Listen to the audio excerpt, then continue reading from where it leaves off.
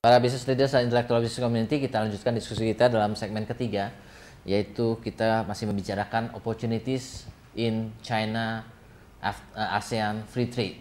Ya, kita tahun 2010 ini kita dihadapkan pada hal ini, dan kita mau melihat opportunity apa yang kita bisa dapatkan despite all the threat yang harus kita telan juga. Pak Haryadi, tadi you said that ada kesempatan jangka pendek yang membuat kita bangkit gitu ya. Dan kesempatan jangka panjang itu adalah kita menarik foreign investors ke Indonesia untuk bikin pabrik di Indonesia. Ya, untuk market kemana, Pak? Untuk market Indonesia. Jadi maksud saya gini, Pak. Market Indonesia tentu juga kawasan ASEAN ya. Justru menurut saya kan kemarin contohnya otomotif, Pak. Sebetulnya ini kalau yang dari Volvo tadi ada juga ya kita ya, mungkin Bapak juga tahu bahwa sekarang ada tren, Pak. Sekarang kan kalau nggak salah China itu juga sudah klaim dia penjualan mobilnya terbesar di dunia, Pak. Yes.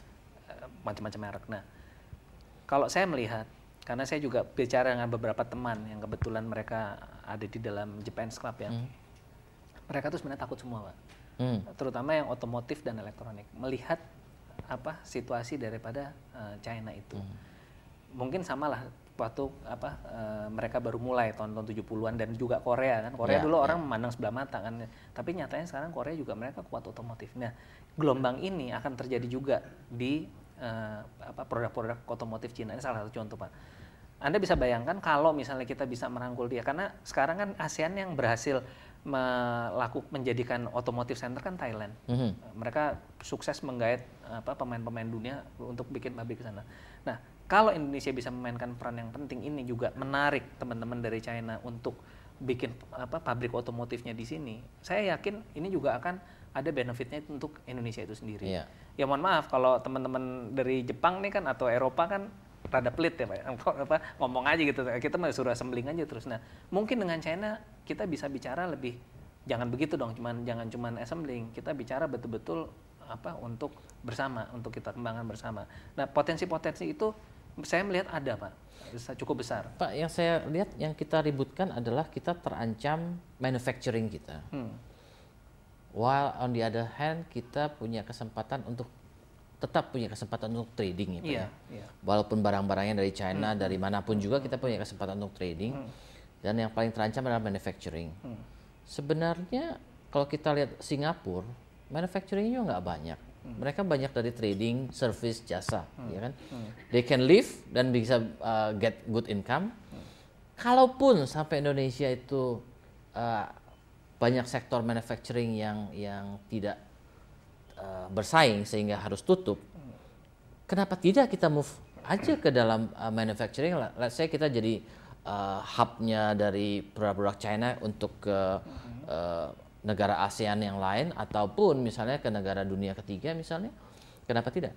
Mungkin berbeda, Pak, ya. Kalau Bapak bilang Singapura mungkin lain, karena Singapura kan relatif populasinya juga sedikit, dan mereka mengerjakan yang sifatnya adalah services. Nah, kalau seperti Indonesia dengan 230 juta orang, menurut saya agak berat kalau seperti itu. Maksudnya kalau manufacturing mengabsorb banyak orang, tenaga banyak orang gitu kita ya. ada kepentingan, dan mesti diingat bahwa manufacturing ini kan membuat nilai tambah, Pak. Iya kan, jadi sesuatu barang yang dari nilai tambah kecil menjadi nilai tambah yang besar kan gitu. Lain dengan trading. Kalau trading kan ya hanya mengambil keuntungan dari perputaran barang gitu, dan kita punya rakyat yang sedemikian besar. Jadi menurut saya modelnya tetap harus kita membangun industri kita, membangun pertanian kita. Nah, ini menurut saya tentu kita harus banyak belajar, karena di balik tadi yang saya sampaikan ada ancaman dan sebagainya, Indonesia sendiri pun menjadi suatu model, karena kita sendiri kan udah 230 juta orang, Pak. Justru kita harus bagaimana memanfaatkan 1,9 miliar penduduk ini menjadi juga ini kita. Kita harus mencari keunggulan-keunggulan kita. Nah, ini yang menjadi tugas kita bersama untuk bisa memulai itu. Udah ketemu belum, Pak, dari Kadin? Saya sampaikan, Pak, ya, yang jelas beberapa hal yang saya ketahui aja, Pak, ya. Misalnya tadi kreatif saya bilang, kita punya kemampuan itu gitu. Dan jangan lupa bahwa pasar Indonesia sendiri pun juga belum tentu semuanya itu cocok dengan ininya China kan. Kita harus mengembangkan, emang harus dipacu dengan inovasi. Jepang juga sama, Jepang juga kalau dipikir harganya nggak kira-kira mahalnya, tapi juga toh mereka masih bisa ada keuntungan. Selain kreatif ada lagi nggak Pak? Sektor-sektor yang kita bisa bersaing? Misalnya seperti untuk pertanian misalnya, ya kan, untuk padi. Padi kita punya potensi, beras kita masih punya kemampuan, kita udah berhasil swasembada kan, dan kebutuhan daripada orang 1,9 miliar itu juga kan luar biasa gitu loh. Misalnya salah satu contoh seperti itu. Dan banyak hal yang menurut saya kita mesti lihat lagi kelautan. Kita punya potensi yang sangat besar di kelautan. Dan maksud saya justru dengan kapitalnya si China ini, karena sekarang Pak, justru karena kalau kita pandai memanfaatkan itu, justru dia kita pakai untuk dananya untuk membiayai sektor-sektor yang selama ini diabaikan, misalnya kayak perkapalan, Mbak. Bank-bank di Indonesia itu kalau suruh bayarin orang beli kapal tuh udah paling repot deh. Nah, malah itu yang kita ambil gitu loh, Pak.